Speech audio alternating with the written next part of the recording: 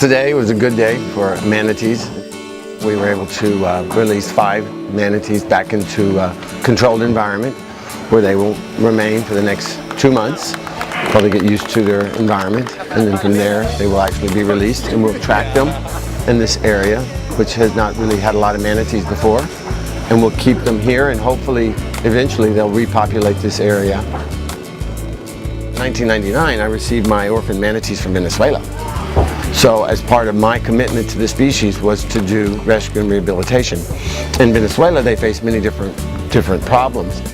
When I first came to Iquitos in 2007, the baby manatees were actually brought in and sold. A lot of the villagers eat manatees. They face different threats here in Peru than the Floridian manatees, which are mostly hit with boats and accidents. So here they're actually used as a part of the food supply. When I found out how desperate the animals were, I was able to step in here and really make a bigger difference than I did in Venezuela.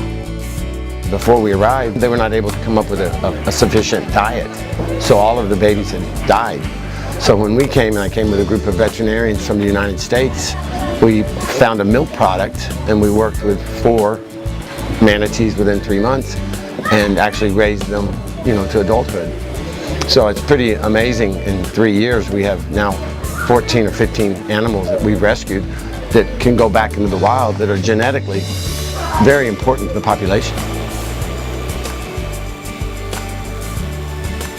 I come to Peru and I always think I should be going to Machu Picchu. So I have not done any tourist work. I've only come straight and I've worked, and I love the people, the caring that my staff has here, and working with the government. Dr. Campos, he has been instrumental in everything going well. So, they needed me, and in a way I needed them. Only through education are we really going to be able to do conservation.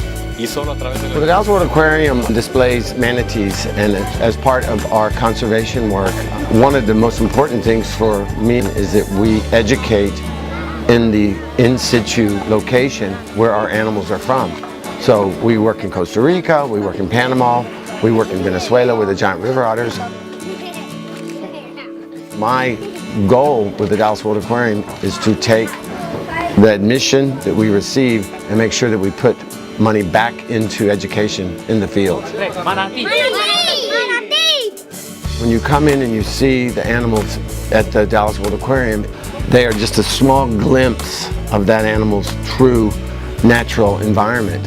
So while you get to see them in a beautiful setting with the ducks and the fish and the air pima, the reality is those animals face many challenges in today's ever-changing world. Ideally, this is what conservation is about, is to rescue, rehabilitate, and release. Our goal was never to bring these manatees into captivity. Our goal all along, as part of our program with the U.S. Fish and Wildlife Services, was to educate, rehabilitate, rescue, and release the animals back. So for me, it's almost 10 years of work to actually have a young animal that would have died, to save the animal and to release it back into the wild. And it's fantastic. People in Dallas should care, because the reality is if they don't care and support our conservation efforts and know what we're doing, eventually there will be no manatees. So by people coming into Dallas and seeing our manatees and understanding that there are challenges that animals face in the wild, that in our short lifetime, there'll be possibly the extinction of many species, and one of them, could be this manatee. So we're able to use our tool, the aquarium, to educate 600,000 people and children in the Dallas-Fort Worth area. The aquarium in Dallas, I started it in 1992, and it was small, and it's grown, and as it's grown, I've been able to make a bigger difference. It's getting bigger than I anticipated, because I want to make a change and I want to make a difference. And I really think that species-specific conservation is very important. We work with the resplendent quetzals in Mexico and the horned guans, and I'm able to work with those species and breed them.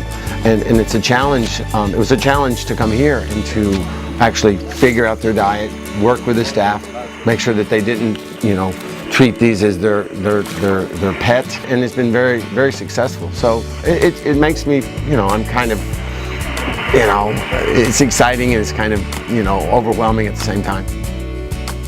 The attention really should be for the staff and for the animals and not on me. I work very hard to make enough money to fund this. So this is more of a group effort. I mean, everyone knows that at Daryl I was involved, but my education department in Dallas, my staff in Dallas, my staff here, friends and family, it is a big group. So it's not about me at all. It's about what we can do for this species, other species, birds in general, all the environment. You know, that's what I want to work with. Conservation should be ran as a business, and in order to do it really well, it has to make money. And we have to be able to not glorify the people like me. I just want to do well for the animals. So to see the animals go out, I think that's great. We've got another 10 that we should release. It's just a start of where we need to be. And ideally, this would stop, the poaching would stop. We'd educate all the children as they grow up that they don't need to eat the manatees. There's other more sustainable food items. And that's the goal, is to start educating the children. That's why we gave out the toys and did all that work today. The people who come into Dallas and when they spend $20 to come through the door, they should realize that a large part of that money goes right back into the wild, right back into conservation. And if it were not for them spending the money and coming through to enjoy the place, I couldn't do this.